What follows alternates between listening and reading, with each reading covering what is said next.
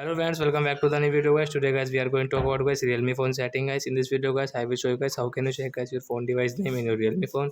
Friends, you want to check guys device name in your Realme phone, friends, you can check.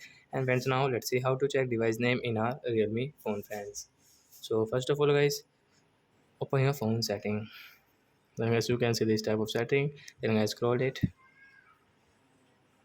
So friends, you can see guys your about device, friends. So friends, tap here, then guys click on device name settings. So friends, you can see device name is about phone, and guys you want to rename your device name, so friends you can rename from here also. So I hope friends you have understood how to check device name in a Realme phone. So that's it guys, thanks for watching the video guys. Now we will meet on next video guys with new topic.